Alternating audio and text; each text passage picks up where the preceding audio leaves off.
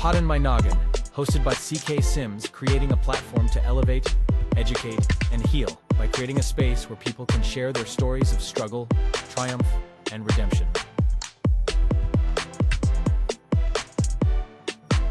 CKS Media. Hello everyone, and welcome back to another episode of Poddin My Noggin. I'm your host, cksimms. As always, I haven't changed yet. Who knows? Maybe one day. And we are joined this week from all the way in Bali, Camilla Brinkworth. Welcome to the show. Thank you so much, CK, for having me. And hello to all listeners. Yes, and the pleasure is all mine. And I will let the audience know a little secret, because I like transparency. I chickened out just now because I had tried to prepare a really grand introduction for you, because I think that you deserve that grand introduction for all of the achievements you've had. But then goldfish brain, and I was like, no, I'm not. I'm just going to Camilla Brinkworth. But we're going to talk about all of the wonderful things that you've done and you're doing. And so I don't normally do this, but I'm going to. I hear a rooster, and I love this. Yeah. I love this. I don't normally do this. I actually don't talk about this very often. It's come up a little bit with some guests. I have this. I watched your video about your introduction to Camilla Claire on your website. Okay. Yeah. And I think I also watched a long form video about a month ago about vegan eating and things like that, and how that changed your life and whatnot. Anyway, when I was watching your intro video today, I just got this feeling, this intuition, if you will. And what that told me, paired with what you said in your form, of course, so I'm not completely psychic or anything, but what was coming up for me was that you spent a large portion of your life chasing something, and that now in this space, in this era, you're still chasing, but you found a equilibrium, a balance to that you feel rooted in. That's what was coming out for me. I don't know you. I've never talked to you before. But that's what, and it's very vague. It's very open. It's very whatever. But it was just a strong sort of feeling that came over me when I was watching that you were chasing for so long, but now you're in a place where you feel that you found a sense of balance. That's all. And sharing that with you is just bizarre. That I'm maybe regretting it because now you think I'm weird. So let's talk about you. That's why you're here. You are doing really cool work in the wellness space, but specifically PMDD, I believe, and then nutrition and natural medicine. Yes. So I want to talk about that for sure, but can we go back to earlier days, Camilla? How did Camilla get where you are right now? Totally. So I guess that's quite a good way of putting it, in terms of, I was really seeking, and now I've embodied and integrated all of the things that help me. And I feel very much like I'm at a place of balance. Don't get me wrong, my life's not perfect. I still have days where I'm oh, I'm so stressed or whatever, but it's night to day from where I've come from, and my inner landscape and my physical body have both just changed extraordinarily. And so all of the things that have helped me get to where I am now are the things that I help other people with now to totally transform their lives as well. So I came from a very conservative British background, as you can probably tell by my accent. And I was supposed to go to Oxford or Cambridge. I was supposed to have a very conservative job. I was supposed to lead the kind of life that was set out for me from my social circuit. And I just wasn't that person. I mean, don't get me wrong, I did very well at school, and I had got a place at St Andrews, which is where Prince William and Kate met, and that's where I was supposed to go. But my intuition was always screaming, you don't belong here. I didn't feel like I belonged in the family I was brought into.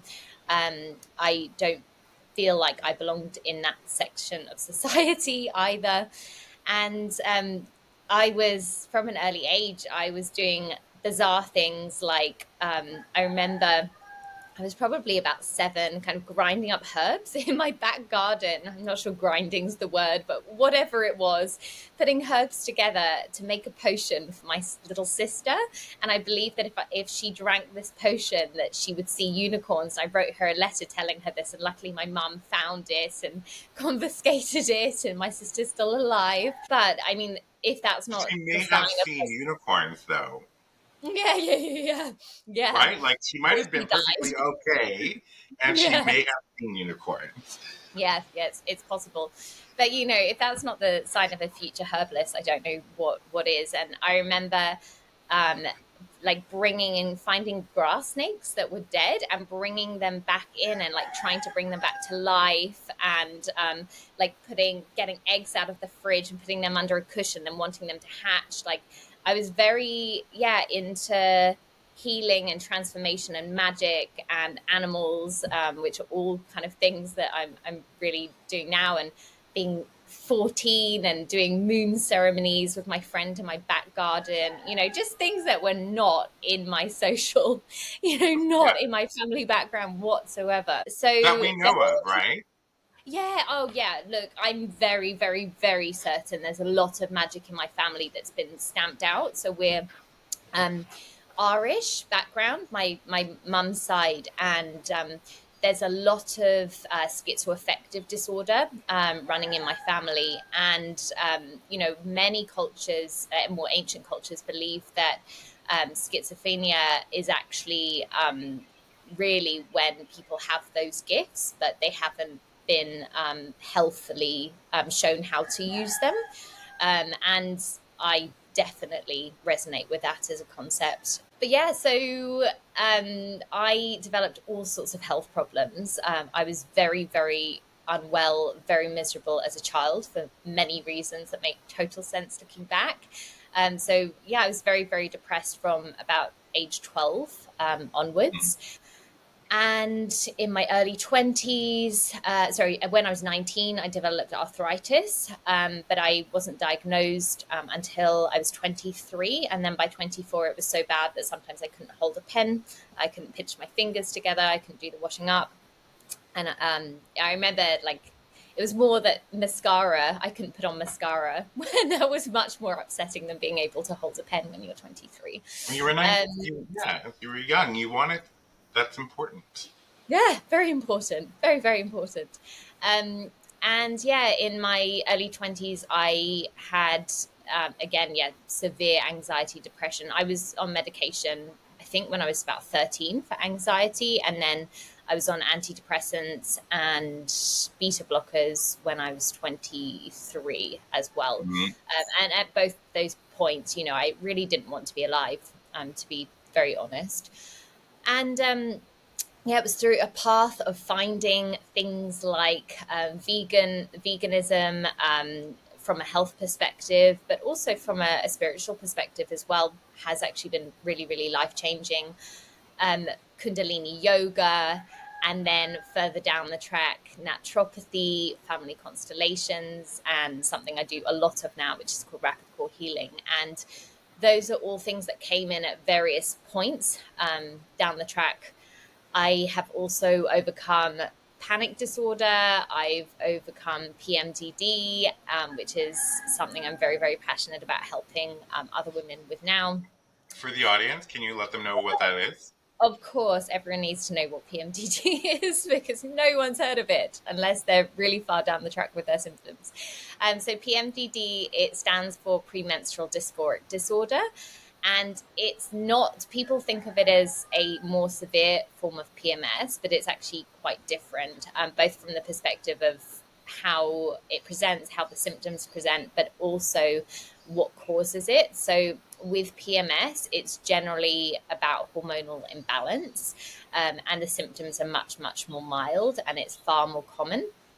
With PMDD, it's actually a lot more common than you might think. It's actually around 5 to 8% of women who menstruate, or people who menstruate, will experience PMDD, but the symptoms are far more severe, and it's really life changing, not in a good way. And it's generally actually linked to trauma. So women who have experienced more adverse childhood experiences, or trauma later on, are far more likely to develop PMDD than those without a trauma background. And it's more to do with the nervous system, and with changes to your neurotransmitters that basically interact with. So your hormones with people with PMDD are usually actually quite normal. They're just following the cycle that they're supposed to be doing, but it's the interaction with the neurotransmitters and the nervous system, when you've experienced either small T traumas or larger T traumas, that just creates this picture of agony, emotional agony, every menstrual cycle. So, yeah. Yeah, it's interesting too, because I think you say it's more common. I'm not surprised by that at all. And the reason I'm not surprised by that is because women are often taught, especially conservative women, are often taught it's a suck it up and bear it type of situation. Every woman goes through it. Like, Yeah. this is a part of life.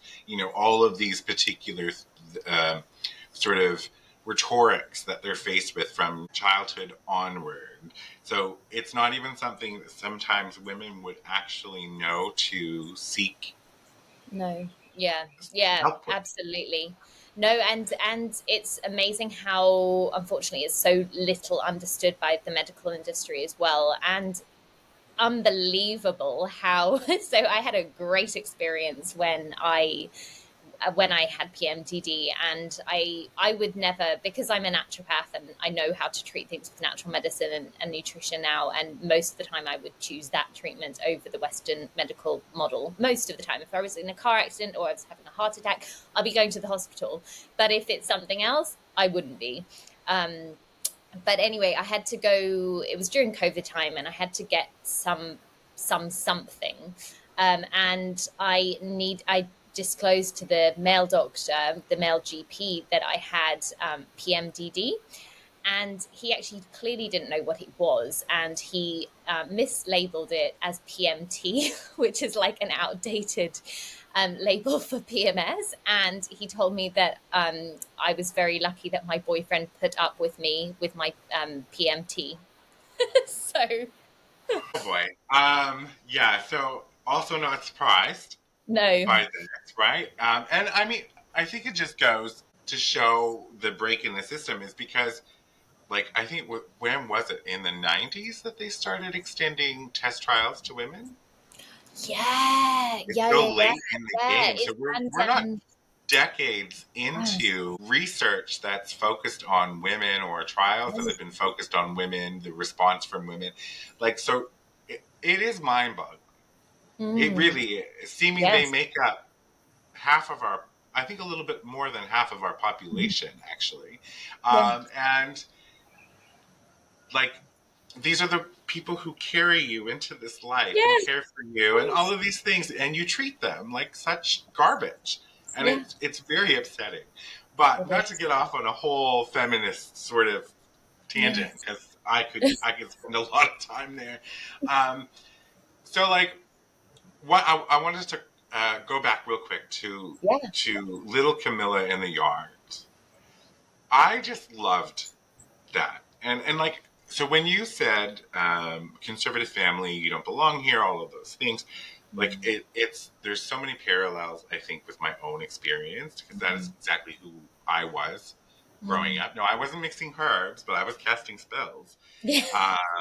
And there were so many times that I thought I made it rain growing up, right? And I was so drawn to witchcraft and sort of natural nature's beauty and power Yes. and magic. So like, to me, you were a little witch in the making. And like, Totally. I say witch in the most like Same. revered and Same. respected way. There's no Mm. sort of connotation with me. I think that it's Yeah. beautiful. Um, so you said you discovered veganism. Was this Mm. at 19? It was at 18. Yeah, I actually really quickly just wanted to interject something on the witch front, because I had this realization the other day that I found interesting. That I remember really vividly my mum saying something like, all she could see for me was marrying a rich man. She couldn't see kind of any other career for me. And I remember overhearing my aunt saying to my grandma, she's very pretty, but what on earth is she going to do with her life? And then I realized, well, of course they couldn't see any career for me, because witch doctor, and I'm using that in the most polite, respectful and light and joking way possible, it's not on the career list. Of course It's not. not. There's no career advisor who's like, you should be a witch. You should Yes. be a witch doctor. But that's clearly who I always was. So no wonder no one can see a career for me. It's just the little part I wanted to put in there. I love that though.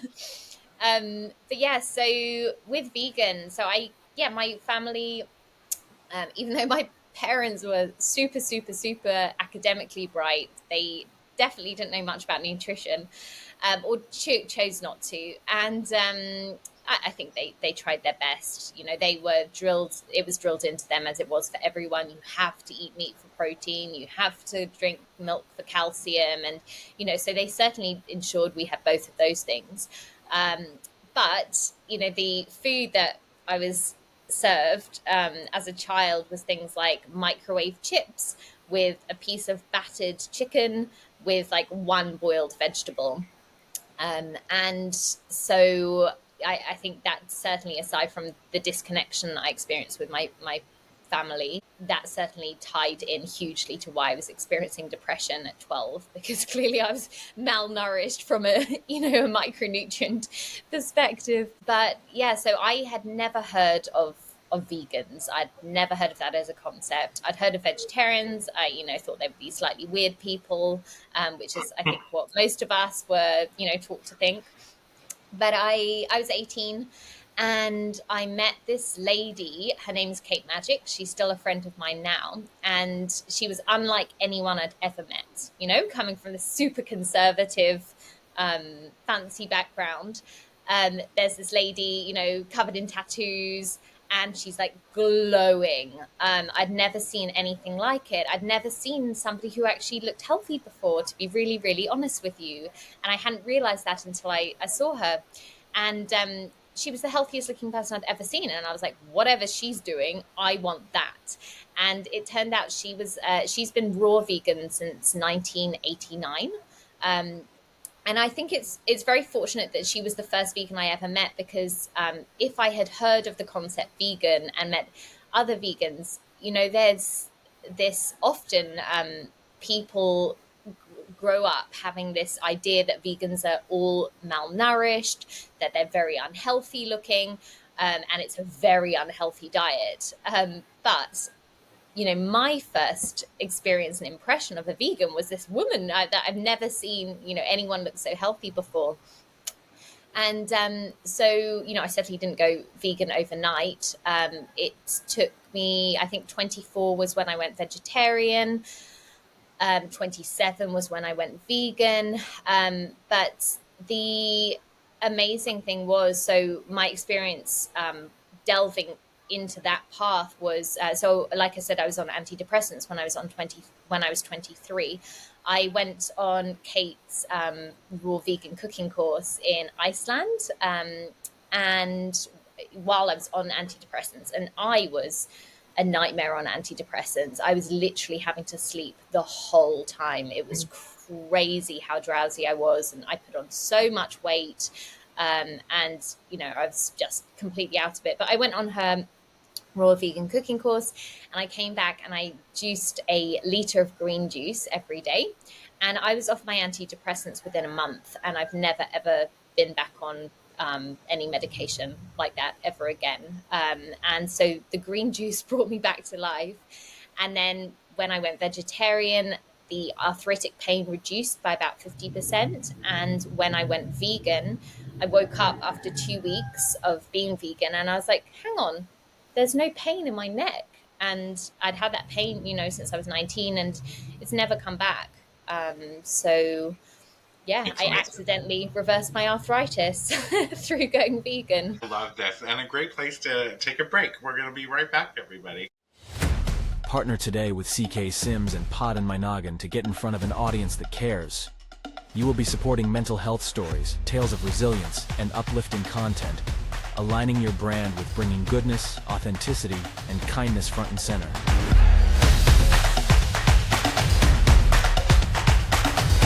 This spot could be yours.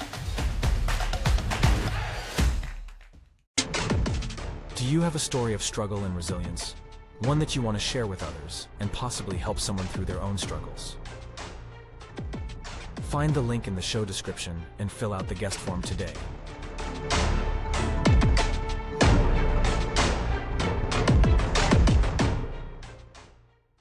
Welcome back, everyone. Before the break, we have been talking to Camilla Brinkworth, who is this wonderful and very interesting person coming to us today from Bali.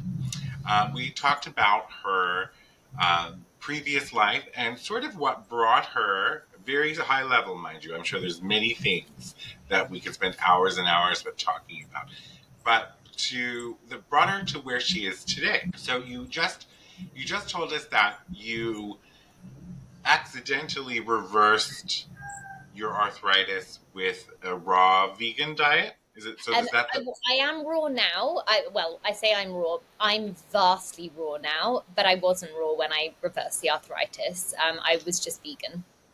Okay, so Whole food vegan, cooked whole food vegan. Okay, all right. So for people at home, Yeah. I understand the concept of vegetarian because my best friend is a vegetarian. Yes, so yeah. Doesn't eat meat, but he will eat some byproducts and that sort of thing. I know vegans, but I also did not know that there were different types of vegans. So this is new to me. So the vegan, one of the vegans that I know eats a lot of trash. Yeah. But they're vegan. Yeah. Right? Yeah. And I'm like, no, if that's worth it to me, if you're depriving yourself of things that you've grown up with, or what, and I say deprived, that's just me, I apologize, but like, we can maybe change that language. But so what is the difference between, like, are there more than two then levels of veganism? There's so many, like, it's very, very nuanced. So vegetarian, yes, generally speaking, they're not eating meat, but they might be eating eggs and dairy. Vegans are, like, if you're a strict vegan, which I am, then it's an ethical thing. It's not a diet. So it is ethical, but it's also a diet, depending on how you want to, which way you want to go. So as an ethical vegan, we don't eat animal products. So that's no meat, no eggs, no dairy, no cheese, no whatever, no honey, no bee products. So that's included if you're a vegan. If you're having bee products, you're a vegan. and if you're a vegan, you're not having clothes that are coming from animals either. So no wool, no leather, things like that. And you're probably you're probably going to make sure that your car has minimal secondhand leather or something like that, or leather free.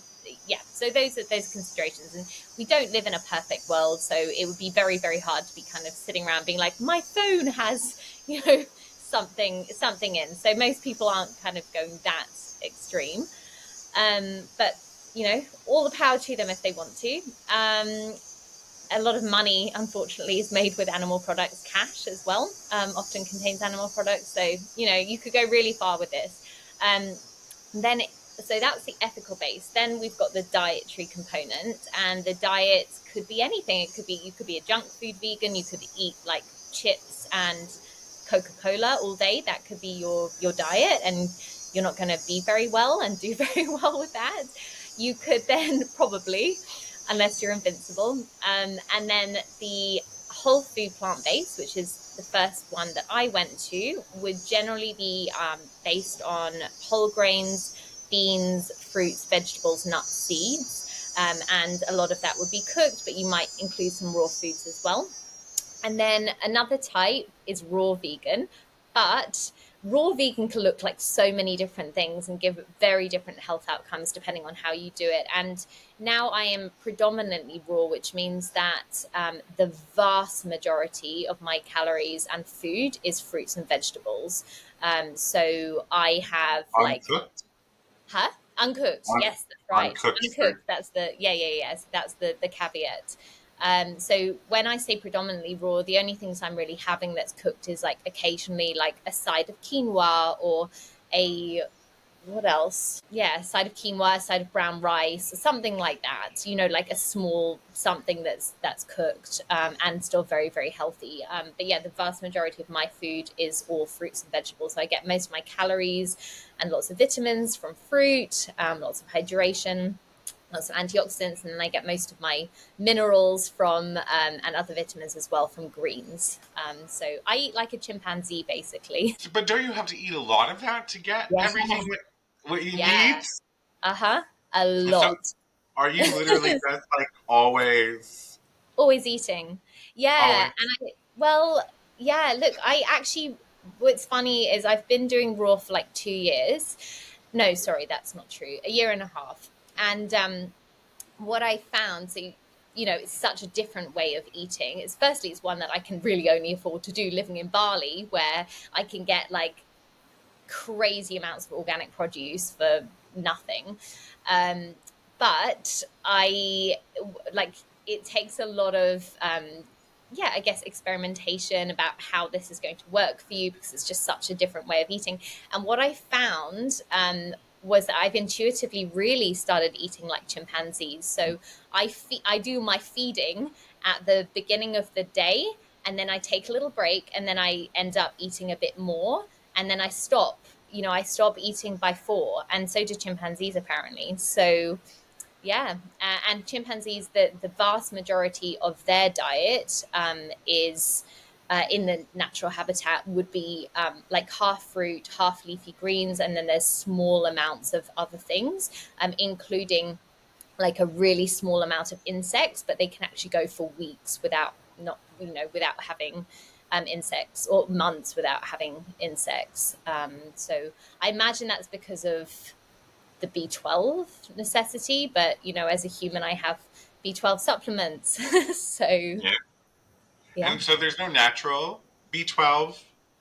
there Um, actually there are so there are so B12 is not from animals. It's made from microbes, and the reason we don't have B12 naturally is because of how firstly we've depleted the soil, but also all of the things that we're using to kill off microbes, and the level of sanitization that goes on, and also we're washing all our food yeah. very extensively, and we're sanitizing our drinking water and things like that. So yeah, B12 as a problem is actually like a man-made thing, and even animals have to be supplemented. A lot of farm animals are supplemented with B12. So when we say we're eating meat for the B12, we're just recycling something through the animal. So interesting. Yeah, it's like thinking about the concept that a lot of our modern day health issues are caused from the foods we eat.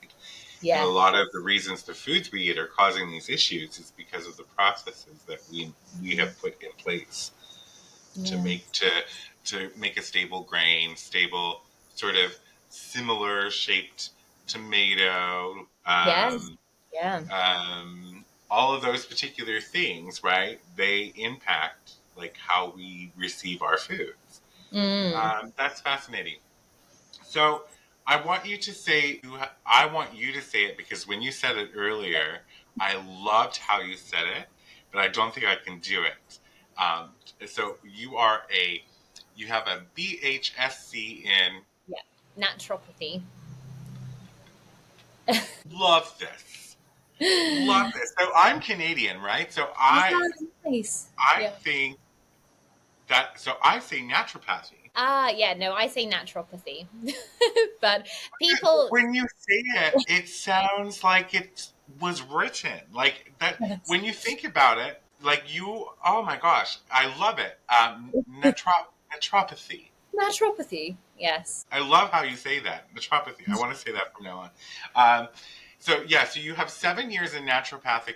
See, I just did it there. How would you say that then? 7 years in 7 years experience, a clinical experience as a naturopath or in naturopathy. clinical practice and 15 years in the wellness industry, helping hundreds of clients.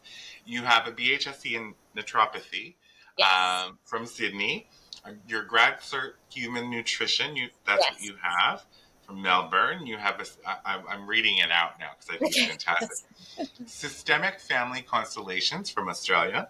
Yeah, Emotional mind integration, yeah, Australia. Rapid core healing, which I want to ask you about more in a second, Australia. Advanced systemic constellations training, business, health, and relationships, Constellations, Australia. There's so yes. many cool things here. Raw living, raw food trainings, Gabber. Gabble mate. Oh, see, I read Gabermate. So, Yeah, yeah, yeah. It's not quite the same. That sounds like gator. yeah, Gabamate, compassionate inquiry short course. Don't even know this word. Hers. Heuristic. I knew Heuristic. that. You knew I knew exactly. Yeah. that. Trauma practitioner. That was in Byron Bay. Mm. I also cannot. So my best friend, who's a vegetarian, has Mm. his certification in the same yoga, and I, not to Cool. make fun Yeah. or any of that things, for some reason it will not stay in my brain.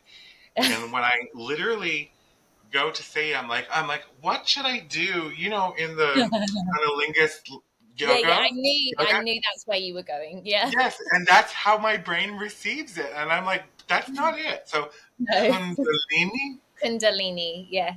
Yeah. Kundalini. Yeah. I don't know why it won't stick in my brain. So you have 220 hours in London, and then you also have a level 2 training in Iceland and Los Angeles. Like, how Yes. cool is that? And then you have the Reiki, Reiki. Yeah, so I Reiki don't level practice 1. Reiki. I did that when I was 18. That was another person. I met this psychic. Like, I was thinking about that strangely enough yesterday. I met this psychic in the cafe, and she basically just told me she needed to train me. And it's funny because I looked like, so when I was 18, I was so into my appearance, it's unreal. So I was like this, person with like all this jewelry and this fabulous everything and a face full of makeup. And somehow she found me in this cafe and she was like, I need to teach you Reiki level 1 and 2. And it's weird because like this stuff has been so much my life path, very clearly from a child, and she could obviously sense that. And even though I don't use Reiki now, the attunement is kind of a way of starting cultivating that healing energy. So it was a very interesting thing to happen. Anyway. I love that. And then SIBO mastery, Yes. Yeah. which I don't know what that is, but we're gonna talk on that real quick. And then you educator, author, speaker on health, plant-based diets, and sustainability. So you have like a long list, and I'm sure there's more that you could add there. So a couple quick questions. I'm also mindful of Mhm. time because I want to talk about like what you're doing and what people can connect with you now Yeah, as yeah. well. But I understand the concept of family constellations, right? Amazing. Yeah. So, but for the audience at home, what does that like look like? It's such a complicated thing to explain. So I predominantly do family constellations 1-on-1, which will be different from what you're envisaging, but I also do hold groups as well. So essentially we're tapping into the knowing field, which is this energy field that exists between family members, even like beyond the ones who are still alive. And it's absolutely incredible how when we give the role to a complete stranger of our mum, our dad, our grandma, whoever, they will then start taking on characteristics and even saying things that our own relative would have said, somebody that they've never met, know nothing about. And essentially what we're doing is we are able to, what we're aiming to do, or at least the way that I've been trained, is we're aiming to restore the healthy flow of love through the family system. And once we do that, and that doesn't require anybody to change in our physical reality, your family may stay exactly the same, or often they will change as well, and they'll have no idea why. But once we restore that healthy flow of love, it gives us a sense of safety, freedom, healthy attachment, and an ability to make healthy choices in like every aspect of our lives. And that piece, the vegan for me, or the healthy vegan, I should say, that was the physical component. And I'm not going to pretend that there aren't huge spiritual benefits to that as well, because there absolutely have been. And it helped my mental health in so many ways. And I've since being vegan, I've experienced like a baseline of happiness and joy that I'd never, ever experienced before, and a sense of purpose I've never had before. But in terms of, I have a huge trauma background, which is why I've really gone down this path. And this work, the rapid core healing, which is based on family constellations, plus the family constellations, that has been the work that has changed me from picking really unhealthy people in my life and being a magnet for that, and experiencing a lot of trauma and abuse, and a lot of huge emotional ups and downs, to being, most people meet me and they're like, your energy is so nice and you're so grounded, and things that nobody would have ever said to me before. It's kind of like, what? You think I'm grounded? If you had said that there's nobody who would have known me in my earlier years and said I was grounded. Or, wow, you like, how are you not like completely thrown by this? I'm just so stable, and so secure and so happy. And it's just something that's was totally unfamiliar to me in my younger years. And that's what that work has given me. I love that. I think, and you just said something too that just made me sort of kind of go back a little bit.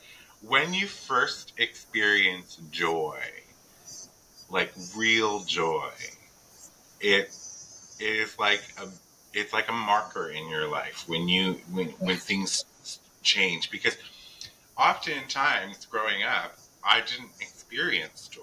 I experienced semblances of joy, some semblance of joy, but not actual true joy that's like deeply rooted in yourself. And that first time that you realize that what you're experiencing is joy, like there's this light radiating from within you, it's life changing. Yeah. And then you did, what was the second thing I wanted to, SIBO. What is SIBO? Yes. SIBO is something I see a lot of. So SIBO is small intestine bacterial overgrowth. And it's what considered probably the leading cause, but by many people considered the leading cause of IBS symptoms. Mm. And so basically it's where bacteria that belongs in our large intestine is found in the small intestine instead, in like large numbers. And the reason I see a lot of this is because I actually think it's, most vegans, if they're eating really, really healthfully, they do incredibly well health-wise. They just experience massive health benefits. But one aspect that I do find vegans more susceptible to is SIBO. And the only reason for that is because if they already have some predisposed disposition to it, based on another health condition, or that they may have had previously, or if they have experienced food poisoning or something like that, the really healthy plant fibers, they actually exacerbate the symptoms. And so if you're vegan and you have SIBO, you're going to know about it a lot faster than if you're having a low fiber diet.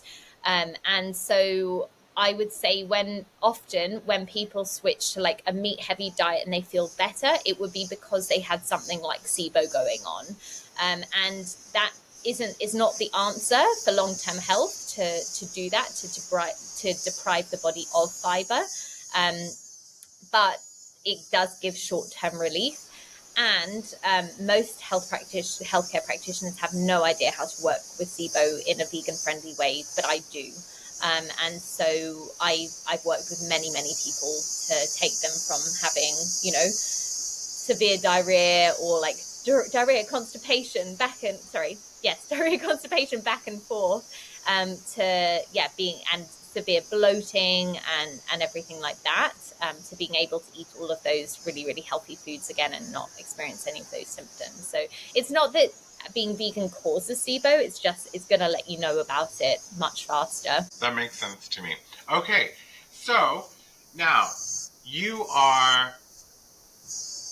have Camilla Claire, which is Yes. your practice. Yeah. And you are located in Bali, but you are a global provider. That's right. Yes. Yeah. So, I have a lot of things going on, to be honest. I can't even keep track. To be honest, this is my soul work. And so I just work all the time, and I'm very, very happy to do that. The only caveat is I'm an introvert. So like managing my people exposure is the only bit that I need to kind of get good at. But so Camilla Claire Holistic Health is kind of my all-encompassing naturopathy, nutrition, which is under the same umbrella anyway, the trauma work. I then have another website, which is PMDD Naturopath, where I'm putting together and have already put together resources that are specific for people suffering from PMDD. So I have a course that's about to go up. I have a 12-week program where we work with the naturopathy, the nutrition, but also the nervous system and the trauma processing work, which is deep and beautiful. And it's like, so it's just so beautiful. And then I also work in partnership with an amazing plant-based company here in Bali called Alchemy. And they have 2 clinics and 2 yoga centers and 3 restaurants, one in here, one in Tokyo, and there's one in Dubai coming. And so I'm doing a lot of work in partnership with them, overseeing their detoxes and involved at the clinics here. I'm co-authoring a book with a friend of mine, Jeff Palmer, who is amazing. I'm also working on my own book, and I'll be putting together a lot more courses. I'll have retreats coming up. So those are the main things that I'm working on at the moment. I was also, for the last few years, a lot of my time and energy has gone to, I brought a new plant-based ingredient, a new omega-3 ingredient to Australia and New Zealand. So a lot of my time and energy went to educating other healthcare practitioners and the general public over this new ingredient. And I'm still involved with that now. We're just changing how that looks. So those are the main things. And I'm training in an amazing form of astrology called Asterian astrology. So those are what that's about what I'm doing right now. That's a lot. And I love it because it's also intrinsically tied to what it seems like your core purpose is, right? 100%. So yes. Yeah, it's all in line with your, like you said, your soul work. And so you live in Bali, which we don't have time to talk about how wonderful that must be. But that's great. So people who want to work with you through Camilla Claire Holistic Health can go to camillaclaire.com. We're going to link that in the show description and all of that sort of thing. I'll also link the PMDD naturopath. Yeah, but I wanted to say it like you said it, and it's gone. But naturopathy, sugar. Anyway, say it again. Naturopath. Yeah, but how do you say the other version when it's naturopathy? Naturopathy. It's just the English. It's just what we've. But I love it. It's just a beautiful way of saying the word. When you look at it, it just feels right when you hear it that way. I love that. Awesome. And so you have all of this stuff going on. So normally I always ask my guests, what's next? But it seems like you have a lot of next coming up, right? It's all happening. I'm working on it all the time. and loving every moment of it, I should add. This is fantastic. So before we go, if there was, if somebody is out there and they're listening to the show and they're even remotely interested in a different way, you said it was ethical and then a diet. I always think of it as a lifestyle choice, right? Like you're creating a new lifestyle for yourself. If they wanted to sort of get involved sort of non-committally at first, what would you give them as advice? Like a resource to look? To a vegan diet? Is that what you mean? Sure. Vegan, healthy. Okay. For a vegan, I would, well, I mean, it will point you in the right direction anyway. I'd do Veganuary, because that's coming up in only a few months. So Veganuary is an amazing resource. And it basically gives you like recipes and support and everything to try vegan in January. So that's something I would definitely recommend. In terms of health, there's just so many different entry points. And, you know, for me, Kundalini had to come first. Kundalini, I started doing when I was 20. So it came early in my life, and that will change everything for you. I am just such a fan of following our intuition. If you can get yourself in touch with your intuition, and some of the best ways to do that are switch off your TV, try not to take any mind-altering substances, and try and stick away from junk food. If you can do those things and get yourself in touch with your intuition will guide you to what's right for you, and it will move you at the right time to the different things, and you will bring in, you know, your cake magic will come to you, your Kundalini yoga will come to you, your next step, when we are free to be guided by our intuition. It knows what's needed for us, and it will take us to the right place. And I think we can trust that, as opposed to listening to somebody else's prescriptive advice for us. Well, I love that answer, because not once did she plug herself, y'all. So you can tell when someone's passionate about what they're doing that they don't have to plug themselves. They just want people to find their paths, right? Yeah, love that. If I'm your Kate Magic, I'm your Kate Magic. If someone else is your Kate Magic, somebody else is your Kate Magic. So, yeah. Kate, not Kate, sorry. Kate Magic, perfect.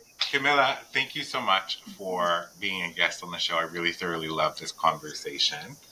Thank you. I wish you the best in everything that you do. For everybody at home, until next time, you know, get out there and live your wildest dream.